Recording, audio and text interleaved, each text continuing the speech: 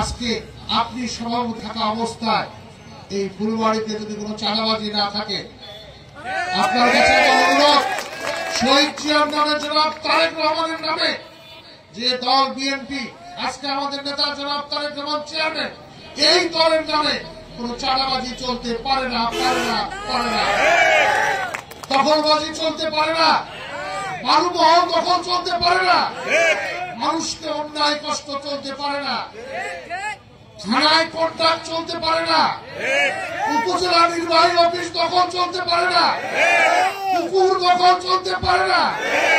প্রিয় বড় ভাইয়ের কাছে আমাদের একটু অনুরোধ থাকবে, আমরা শহীদ জিয়ার দল করি জনাব তারেক রহমান নেতৃত্বে, এবং আমাদের চেয়ারম্যান বারবার একটি কথা বলছে, যারা বিএনপির নামে বা বিএনপির নামে বিভিন্ন ধরনের অপকর্মে লিপ্ত, তারা বিএনপির সদস্য হতে পারে না, শহীদ জিয়ার লোক হতে পারে না, তারা বিপ্লবী এবং সত্যিকার জাতীয়তাবাদের আদর্শের লোক হতে পারে না।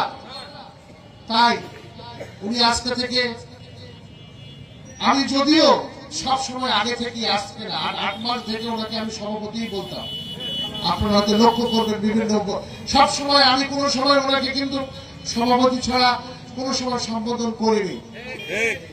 তো আমি ওনার কাছে আমার বিশেষ অনুরোধ থাকবে, শহীদ জিয়ার দল, আমাদের নেতা সবসময় একটা কথা বলছেন, বিএনপি এই দেশ থেকে চাঁদা মুক্ত করবে, সন্ত্রাস মুক্ত করবে, দুর্নীতি মুক্ত করবে, মানুষের মন জয় করবে ভালোবাসা দিয়ে।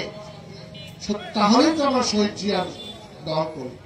কিন্তু আমি উনি আজকে থেকে এই ফুলবাড়ির অভিভাবক, বিএনপির অভিভাবক, তো ওনার কাছে আমার বিশেষ অনুরোধ, আজকে খুব ভারাক্রান্ত হৃদয়ে বলতে হয়,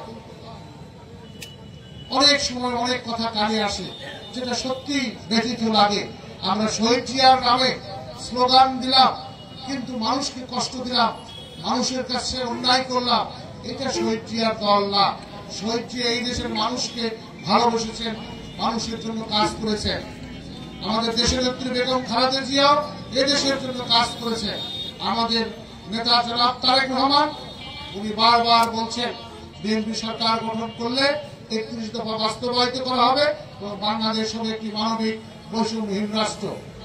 সত্যিকার অর্থে যদি আমরা এটা বাস্তবায়ন করতে চাই, তাহলে মানুষের ভালোবাসা অর্জন করতে হবে। এই ভালোবাসা অর্জন করার জন্য আমার প্রিয় বড় ভাইয়ের কাছে আমার বিশেষ অনুরোধ, আজকে আপনি সভাপতি থাকা অবস্থায় এই ফুলবাড়িতে যদি কোনো চাঁদাবাজি না থাকে, আপনার কাছে অনুরোধ, শহীদ জিয়ার নামে জনাব তারেক রহমানের নামে যে দল বিএনপি, আজকে আমাদের নেতা জনাব তারেক রহমান চেয়ারম্যান, এই দলের নামে কোন চাঁদাবাজি চলতে পারে না, দখলবাজি চলতে পারে না, বালুমহল দখল চলতে পারে না, মানুষকে অন্যায় কষ্ট চলতে পারে না, থানায় কন্ট্রাক্ট চলতে পারে না, উপজেলা নির্বাহী অফিস দখল চলতে পারে না, পুকুর দখল চলতে পারে না। তাই আমি প্রিয় বড় ভাইয়ের কাছে আমি অনুরোধ করব, আপনার দায়িত্ব আগের চেয়ে এখন থেকে 5 গুণ। এই আপনি কথায় বলেছেন ফুলবাড়ির মানুষ আপনাকে ভালোবাসে, অবশ্যই ভালোবাসে, তার 5 বছরের প্রমাণ। আপনার এখন প্রমাণ দেওয়ার সময়। আপনার ফুলবাড়িতে যদি কোনো অন্যায় না হয়, শুধু তাই নয়, আপনি যদি এগুলো বন্ধ করতে পারেন, মানুষের ভালোবাসা পরকালেও, আমরা যেহেতু মানুষ সকলে তো মারা যাবো, ঠিক না? পরকালেও আল্লাহর কাছে যা যা পাওয়া যাবে, কি ঠিক কিনা? আমি ফুলবাড়ির বিভিন্ন জায়গায় গেছি, সকলের একই কথা, পুকুর দখল, ওই দখল, সেই দখল, বালু দখল, চিন্তা করে অবাক লাগে। কোন দল?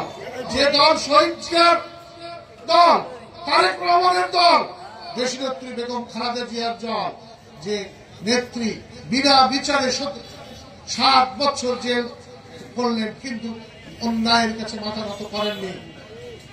সেই দল আমরা করি। এই দেশের, আজকে এই দেশের যে বাংলাদেশ যে ভিত্তির উপর দাঁড়ায় আছে, সেটা শহীদ জিয়ার দেওয়া।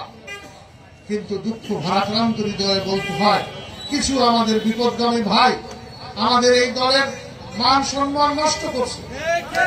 তাই আমি সকল আমি প্রিয় বড় ভাইয়ের কাছে, অন্যান্য বিএনপি নেতৃবৃন্দের কাছে অনুরোধ করব, এটা আপনার দায়িত্ব এখন এটাকে শক্ত হাতে ধরা, নাহলে আপনি কিন্তু জনগণের কাছে দায়বদ্ধ থাকবেন, পার্টির কাছে দায়বদ্ধ থাকবেন, পরকালেও দায়বদ্ধ থাকবেন।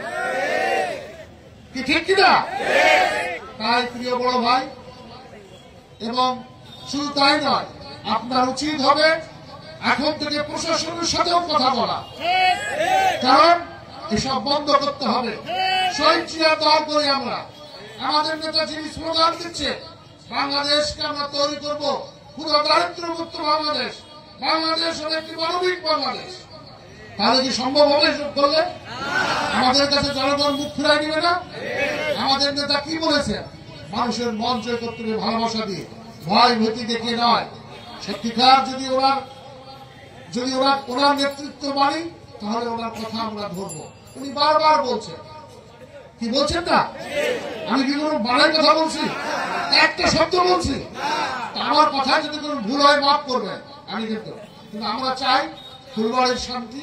আসলে কি গোটা বাংলাদেশে যদি দেখেন, বিভিন্ন জায়গায় যান আপনি, সবাই বিভিন্ন জায়গায়, শুধু দিনাজপুরের বাইরে যান, দিনাজপুরের মানুষ শান্তিপ্রিয়, এখানে কোনো